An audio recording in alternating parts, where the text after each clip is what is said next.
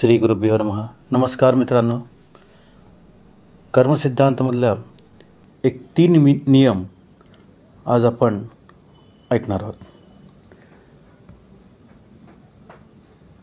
ते 3 नियममधला एक आहे गुरुबद्दल. तर गुरुविद्रोह असेल किंवा गुरूंना आपण फसवलं असेल तर आपल्याला काय प्राप्त होईल. तर पहिली गोष्ट, जेव्हा आपण गुरूंना फसवतो तर आपल्याला ज्ञानाचा भांडार लवकर मिळत नाही. याचा अर्थ असा की ज्ञान लवकर प्राप्त होत नाही. शैक्षणिक क्षेत्रामध्ये आपल्याला नेहमीच काही ना काहीतरी अडथळे येतात. दुसरं, पालकांबद्दल. पिता किंवा वडिलांच्या बरोबर आपले जर संबंध बरोबर नसतील तर त्या माणसाला, त्या व्यक्तीला आयुष्यभर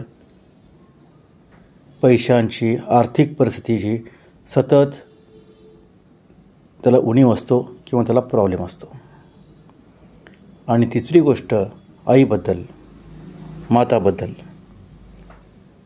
तर आईबरोबर किंवा मातेबद्दल जर आपले विचार बरोबर नसतील किंवा आपले संबंध बरोबर नसतील तर त्या व्यक्तीला प्रत्येक जीवनातल्या क्षेत्रामध्ये समस्या निर्माण होते.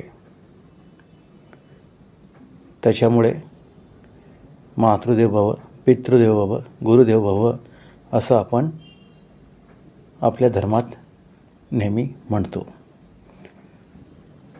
तर मी तुम्हाला रिक्वेस्ट करतो, विनंती करतो की हे तत्त्व जे आहेत ह्याचं संपूर्णतः तुम्ही विचार करून तुमच्या जीवनामध्ये त्याचं पालन केलं तर जीवन उत्कृष्ट होईल.